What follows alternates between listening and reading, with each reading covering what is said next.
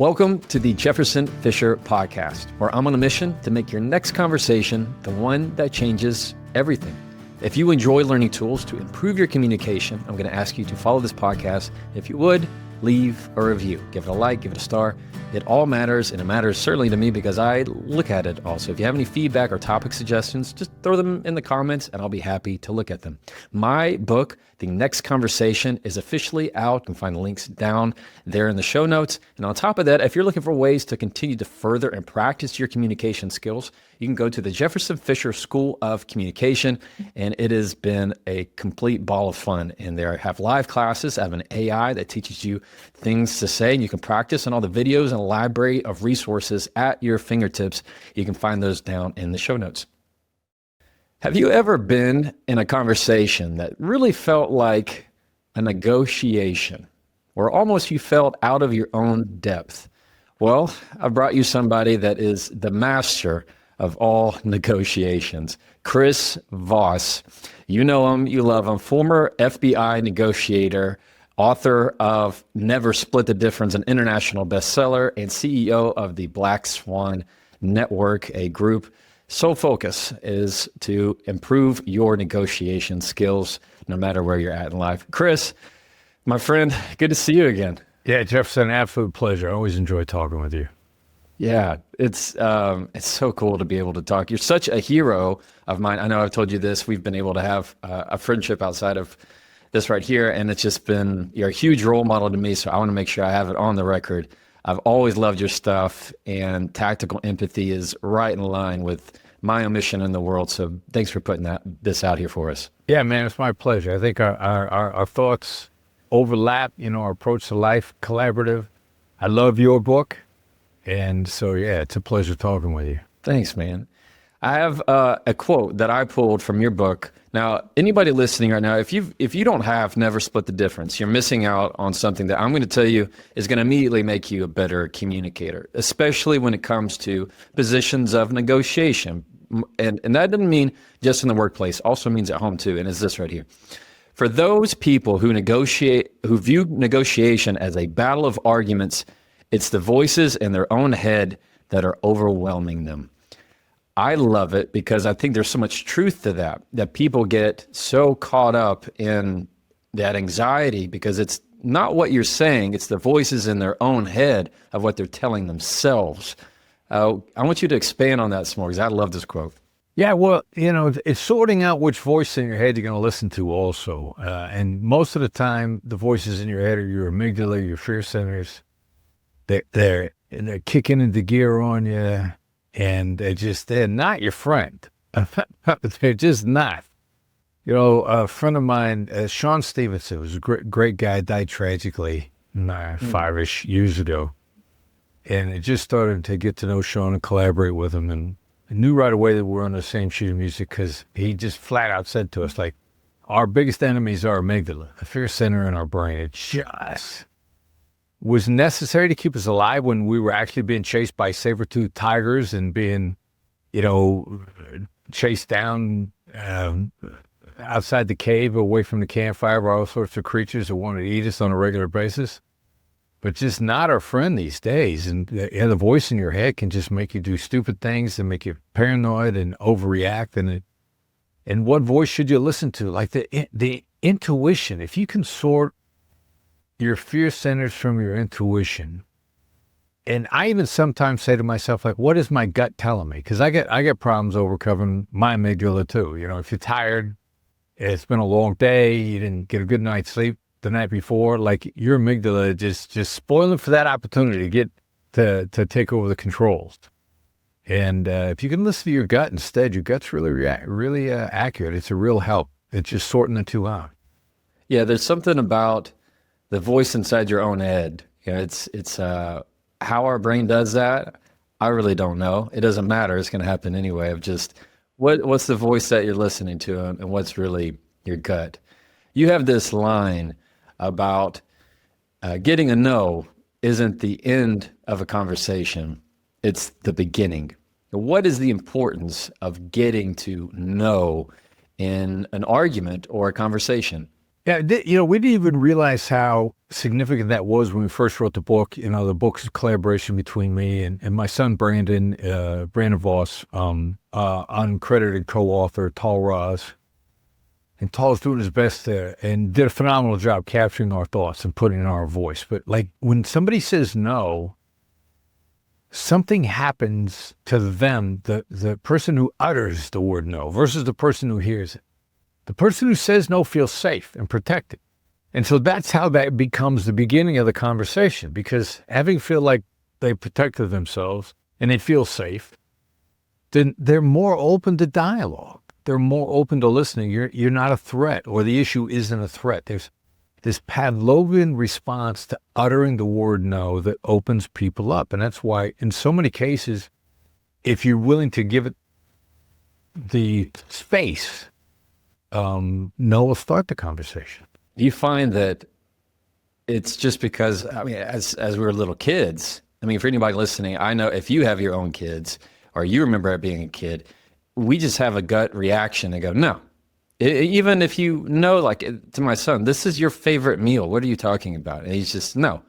Or my daughter just decides she no longer loves strawberries. I'm like, you couldn't eat enough strawberries yesterday. It is this sense inside of us where maybe it's just our own independence. Where do you think that comes from, this desire for us to immediately just go, no, I'm going to go for what's safe, and that's not filling me right now. I need to just say no. Yeah, well, it's an interesting question. The parental dilemma is your kids don't do what you tell them to do. They do what they see you do. No. And your kids saw you say no. Your kids see you say no to them all the time, and that's how you assert your autonomy and control of the situation. So they want to be like you. They're seeing you say no, and they're like, oh, okay. Saying no is a way to assert my autonomy, to protect myself, to gain control of my environment. It makes me feel good to say it. And that's what's happening. Right. And that's really what's happening. Just, it feels good to say it. I think that explains it perfectly. You have a way of, which is brilliant, of asking questions to get to a no.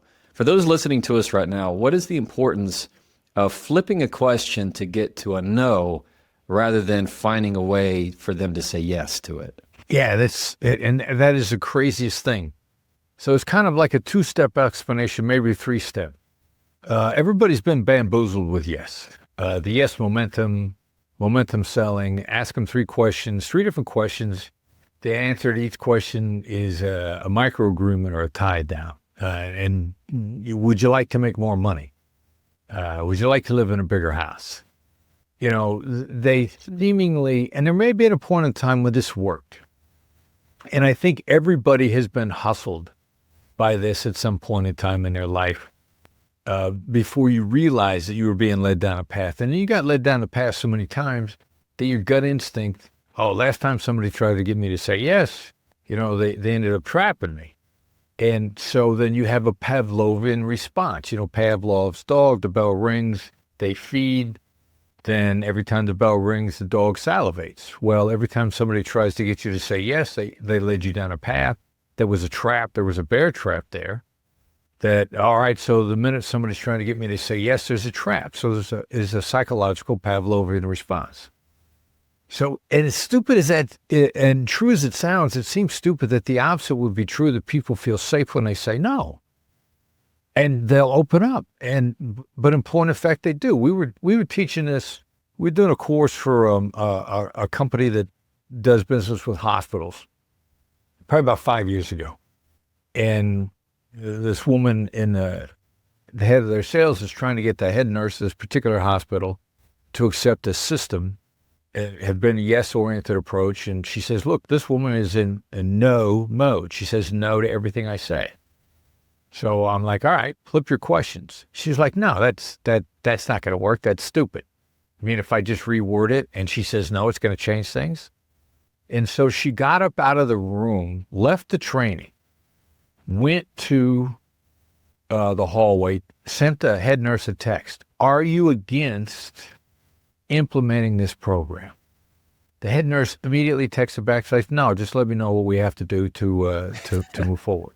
And she comes walking back in a room with her phone in her hand. She can't believe what's on. She says, "You guys are not going to believe what just happened." And so people have conditioned themselves that when they say no, they're safe, and they're willing to entertain stuff that they've been blocking previously just because saying yes scared them. I think that's just so cool. I mean, just how funny to use how our minds naturally work. I mean, for a wonderful, positive way. It's just finding how, our own idiosyncrasies and our defaults of saying no. If you're anything like me, when you get home, you want to take off your work clothes and just get comfortable. One of my favorite sponsors of this podcast is called Cozy Earth. And the reason why I went with Cozy is because I already use their stuff. Their sheets are on my bed right now. My wife loves their pajamas. When I get home, I take off my suit and I put on a hoodie and some sweatpants. You can go to cozyearth.com/Jefferson. And for this weekend only, March 14th through the 16th, you'll get up to 45% off on Cozy Earth. You can go to cozyearth.com/Jefferson and use the code Jefferson for 45% off to celebrate World Sleep Week. Nothing better than that. For people listening right now, what are some great lean-ins, or let's say lead-ins for how they might begin a question to flip it to no? So how would you teach somebody to begin a question to get a no answer? I've heard you say, like, are you against? Right. Would it offend you? Would you hate? Is there a certain way? What's the magic behind it? How can you give yourself a lot of practice to start with? First of all, to test to see if it works. And the most common thing is calling somebody on the phone or even stopping them and saying, "Have you got a few minutes to talk?" Flip that to, "Is now a bad time to talk?" That will get you your practice. Now, I'll tell you in advance what the reaction is going to be when you say it's now a bad time to talk. They're going to hesitate for a moment, and then they're like, no, what do you got? Or they'll say, "Yeah, as a matter of fact, it is a bad time," and then they'll tell you when they can talk. And what you want is a conversation where they don't feel guarded. And I've never had anybody not give me a better time. Yeah. And plus, in many cases, they may be able to talk to you, but they're distracted. A lot of people make the mistake of multitasking. When we were talking about, the bourbon that my company's launching, I got my bourbon shirt on, the difference. Nice. Anything I get, I'm a human billboard. I'm gonna advertise my stuff when I get the opportunity. Yeah, I can learn some things. Yeah. But the guy that did the bourbon previously, he'd done a documentary film on my company, Tactical Empathy. If you're interested, it's on Amazon. Yes, please. But so he screened it for me first time in Vegas. And the plan was a month and a half later, he's going to show it at a function in Beverly Hills.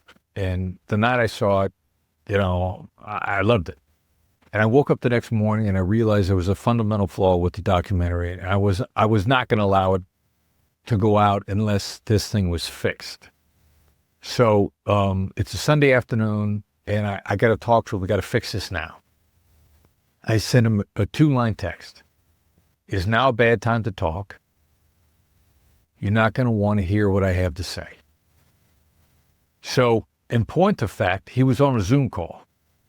And he texted me back immediately and said, "I'm in the middle of a Zoom call, and I can talk to you at 3. I'll call you at 3. Now, if I'd have called him, he would have answered the phone, because we have that kind of a relationship. We're good friends. He's going to pick up the phone, which means he would have taken my call while he was on a Zoom call, which means he would have done a bad job at both.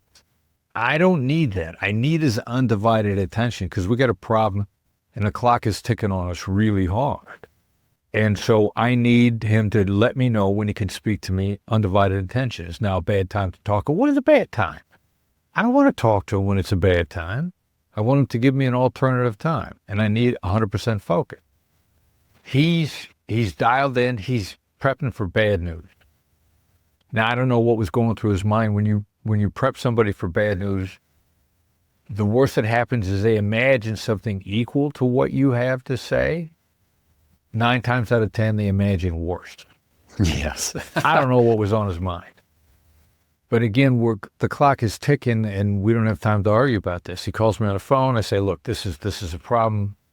Derek gone. He's ahead of coaching. We left him out of the film.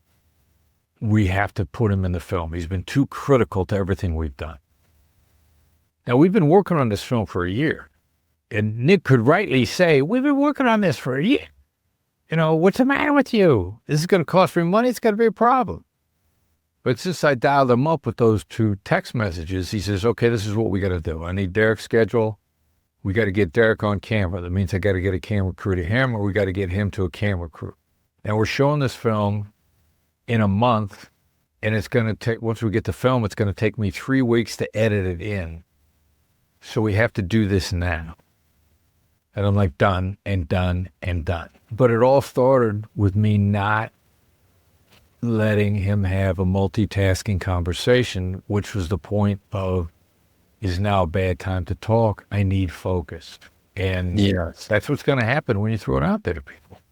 Yeah, it's like the magic that can happen, that all you have to do is just the turn of phrase. What I see, for those that are listening to me and Chris right now, I think a good takeaway for how to get people to answer no is to begin with a negative in the first part of your sentence. So instead of asking someone, is it a good time to talk? Is now a bad time to talk? So you find ways to flip the positive words and the negative words. Would it be terrible of me to ask you this? Would you be offended by, is now a bad time?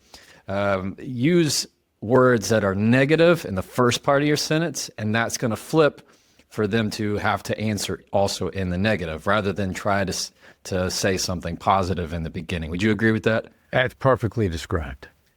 Yeah, well, I think and I'm going to do that in my own life. Also, I want to make sure we get this. This is Tactical Empathy on Netflix.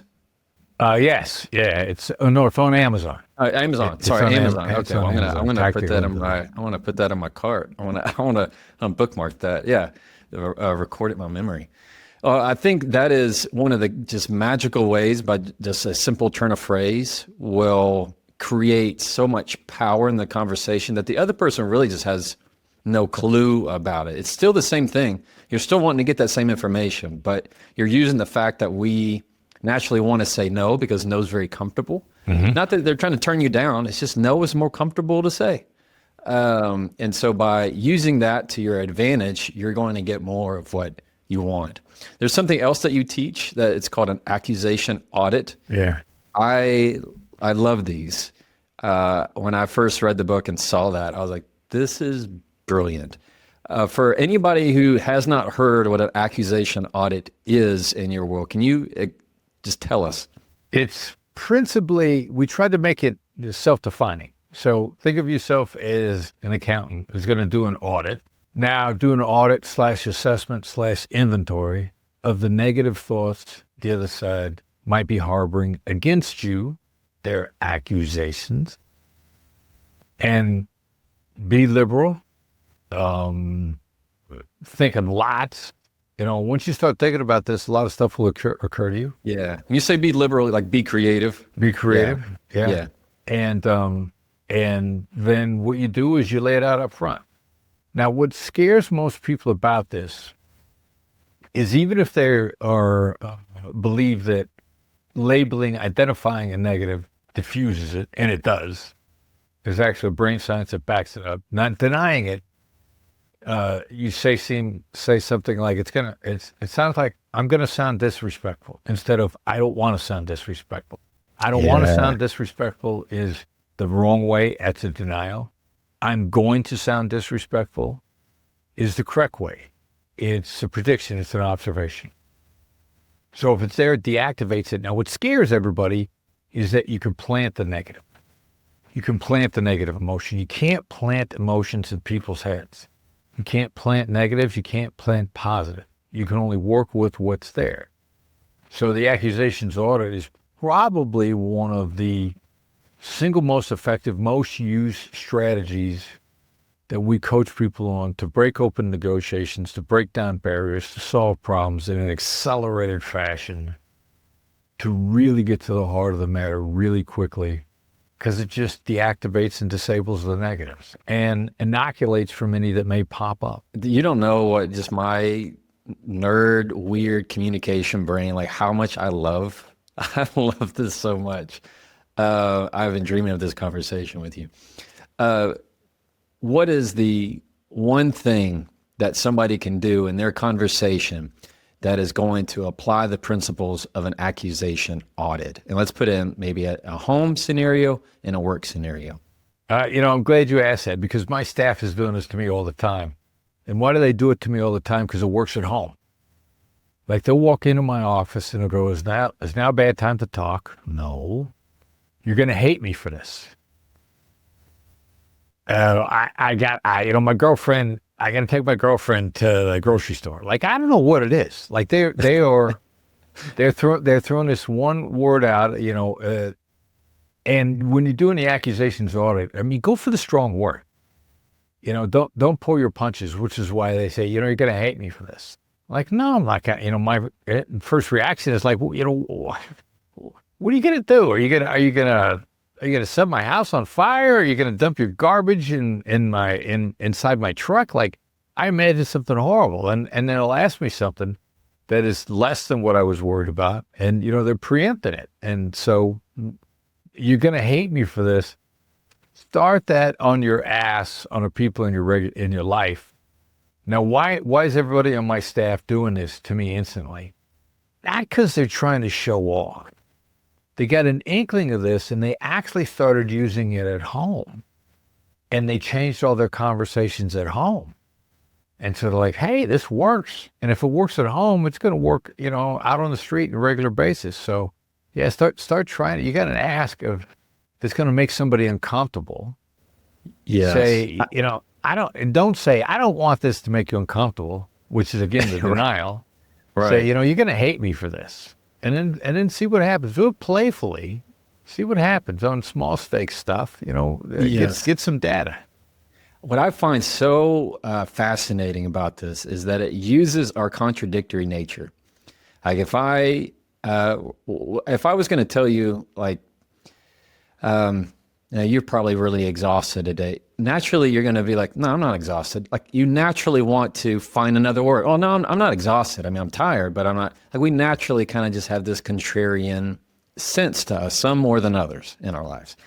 And it just plays to that so well. Like, if I was going to tell you, where, like you talked about, the bad way to do this, the wrong way to do it is to say, I don't mean to offend you, but now you've only almost confirmed that you will, you've almost guaranteed you will now offend them. Right.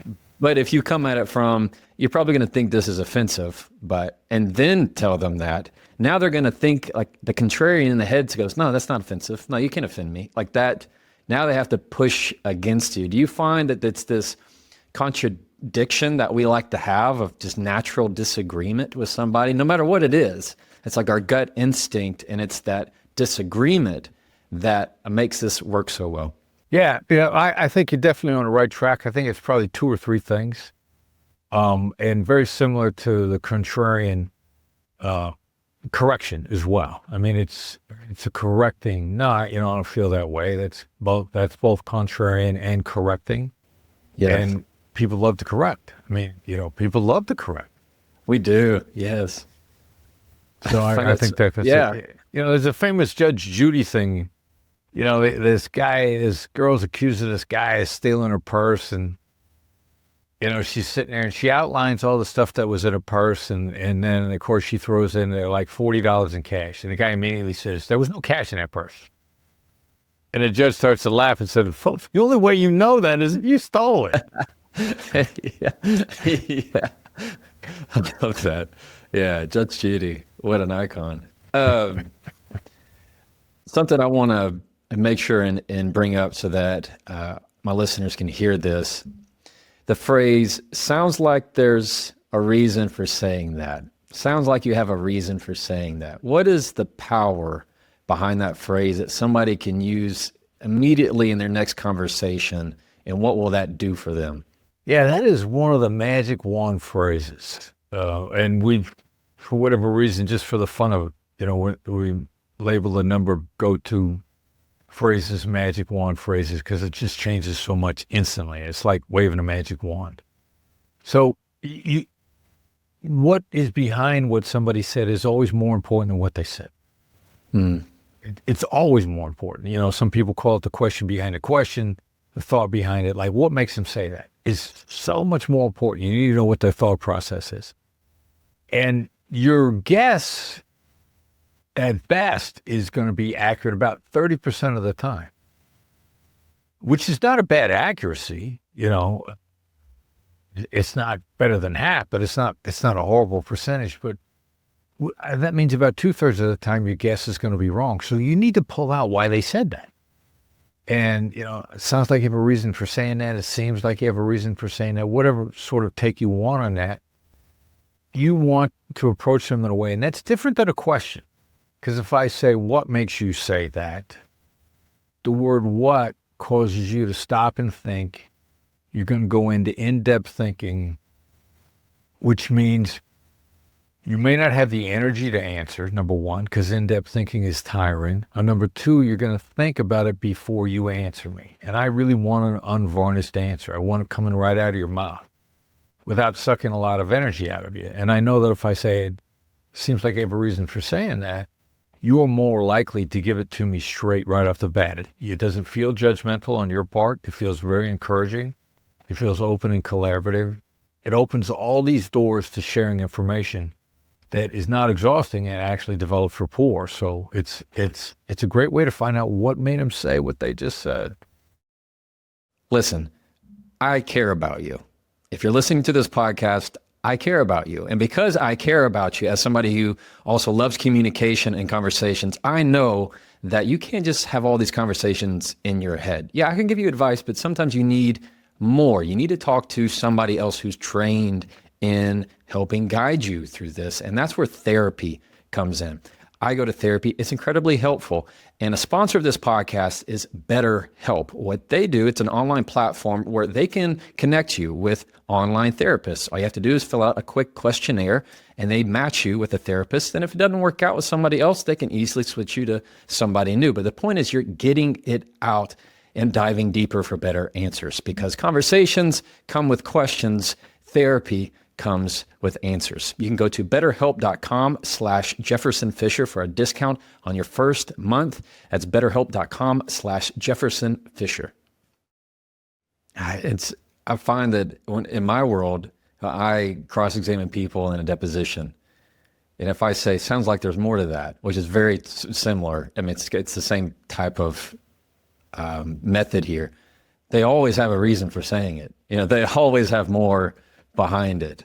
And I think you're absolutely right. It's such a good way of getting more information out without making them defensive, like making them feel like you're on the attack. Yeah, it's a great circumstance too, because if in that deposition, probably by definition, you're a threat. And so they're going to be reluctant, and you want them to pull that information where they don't see you as a threat. And also, if it's a deposition, it's probably going to go on for hours. It doesn't really help you to exhaust them, because the more tired they get, the less information they're going to be able to supply. Right. Here's a question I got. What is the Chris Voss way of handling passive-aggressive people? It would really be, first of all, they may be what I refer to as a 7%er, which is the person I don't want to deal with anyway. Yeah. I learned a long time ago, do I have to deal with this person? My former boss, Gary Nessner, used to say our approach to negotiation was best chance of success, which means by definition it's not a guaranteed chance of success. So I'm going to gauge the other person. How passive-aggressive are they? Do I have to deal with them?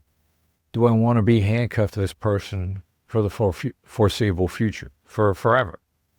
A friend of mine, Joe Polish, refers to these people as halves: hard, annoying, lame, and frustrating.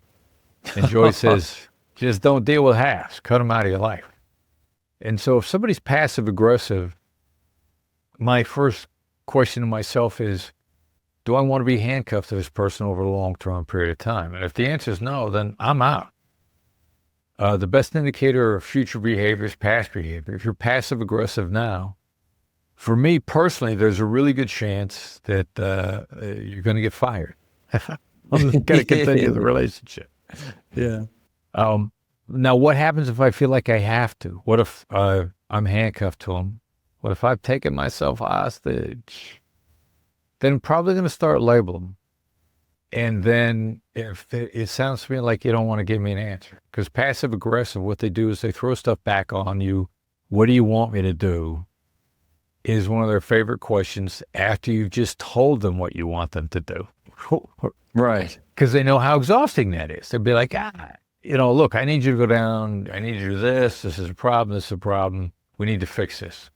And they'll be like, well, what do you want me to do? Like they're deaf because you just told them. But it's a great strategy for exhausting you and wearing you out, which is what a passive-aggressive person is often going to do. So I might label them. It sounds to me like what I just said was confusing. Yeah. My first when you say labeling. when you say labeling, define that for us real quick. How you apply that? Well, the basic a label is a verbal observation, which starts with "it seems like," and then you make your observation. It sounds like, it looks like, sometimes it even feels like. And if somebody's passive aggressive, they're dragging their feet. You can say, "It feels like you're dragging your feet here." It's just making an observation based on an emotion or a dynamic that you see. It's a verbal observation. And if you see it, even if you sense it, it's now fair game to observe it verbally, slap a label on it, identify what you're seeing, and say it out loud. And depending upon how you're wired or how it's presented, that's why the choices are basically like it looks like, sounds like, it seems like, it feels like. It's a very collaborative thing to do. You're open to correction. Somebody can say, well, don't tell me what I am. My answer is going to be like, I didn't say you were. I said that's the way it looked, or that's the way it sounds. So it's not accusatory, believe it or not. Yeah, it feels very related to the whole sense of, like we said, correction. They'll want to correct you. So if you do something simple as labeling of, I'm feeling like you feel nervous about this conversation, or you feel uneasy about this. It's just you labeling that. They're going to correct you and go, no, I'm not uneasy. I just, and they give you the truth versus you trying more to skate around it. So labeling is just verbally saying out loud what you're sensing and feeling in that moment. Exactly. Yeah, well said. One part of what I feel makes Chris Voss is what I guess the younger kids would call the vibes. Like, you have this vibe that is your vibe. Where did you grow up, by the way? Small town in Iowa. I'm a small town Iowa boy. Got it. And I don't know where your accent comes from. Is it, I don't know how Iowans sound. It's convoluted. No. Yeah. But it's this tone that you have that, like, if you had told me, like, look, I want your couch, I'd be like, no, Chris, you can't have my couch.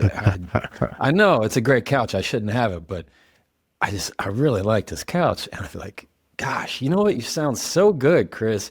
Here, you can take it. It's, what I'm getting here to is just the power of the voice and the volume and the tone, which you just have a signature style on. And I know that you talk about that as something that you were trained on, that late night DJ voice. So what kind of lessons can somebody take from slowing down their words and lowering their volume, regardless of their gender? People connect to you a lot easier, and the connection tends to stick.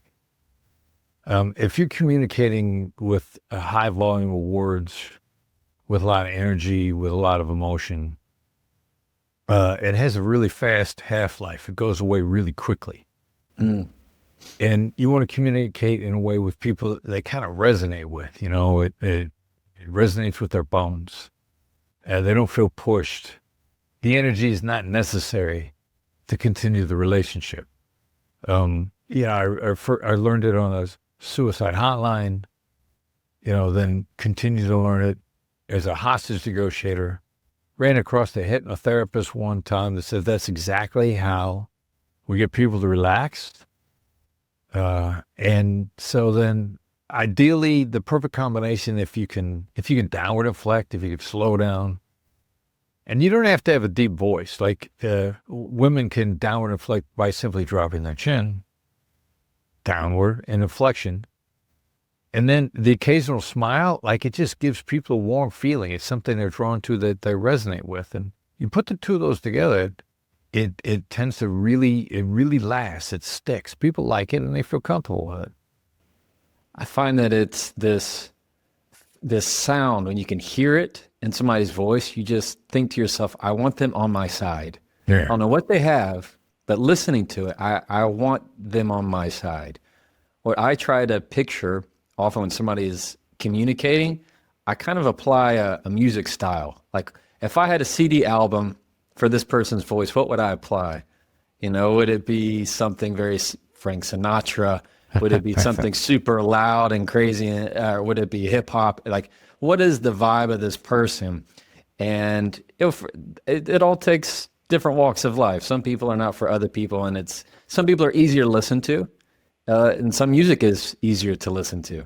So I think you're spot on with having the ability to slow down is going to make people more drawn to you. Would that be right? Yeah, drawn to you, less rushed, less cornered. They feel voluntary. They feel collaborative. It just makes it easier. Yeah, they're very drawn to you with it.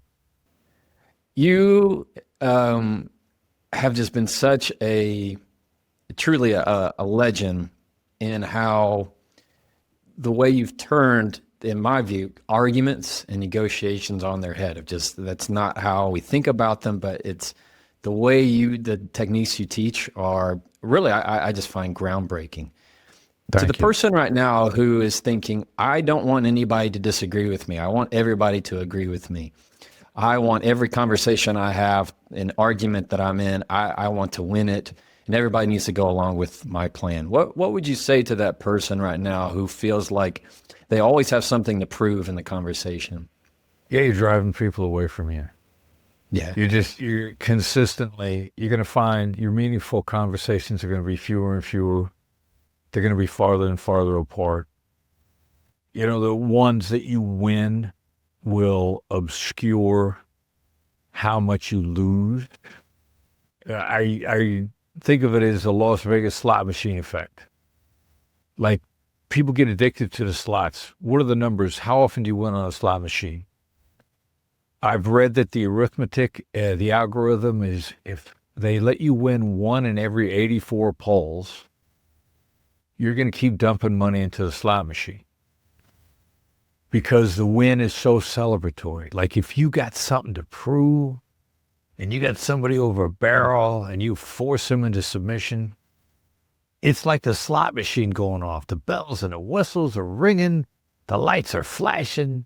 You're getting this huge hit of dopamine anticipation. It feels so good.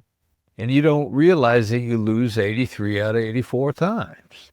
And they're slowly draining your bank account. So if you got something to prove, you're just slowly driving people away from you. And suddenly, you can't remember the last time you had a breakthrough. Or nobody in your industry talks to you. Or people, pay you the annoyance tax, make you so you go away, and you got all these small wins, but they don't accumulate, they don't add to much. You're not doing as well as the other people that somehow they get along with people. They're not as argumentative, but they got a bigger house than I do. They got, they got a better car. They're making more money. How did that happen? I think you're exactly right. This idea of when you're trying to come in and prove everything and push people away, like you said, you're only draining your own bank account of life, and I think that's wise wisdom.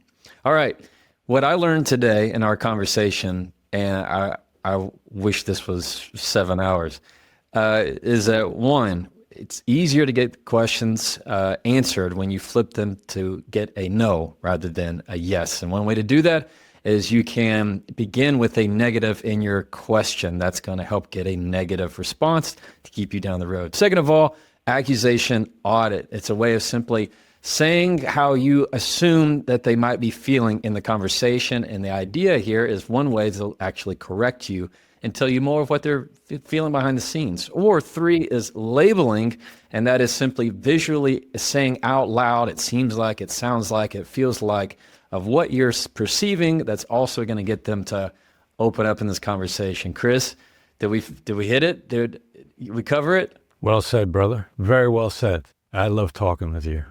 Man, it's the best. It really is, from somebody who, this is just like I feel like I'm a minor league baseball player talking to Babe Ruth. Like, I think it's just so cool. That's kind. I get so excited talking to you and love what you do. Thank you for coming on the podcast.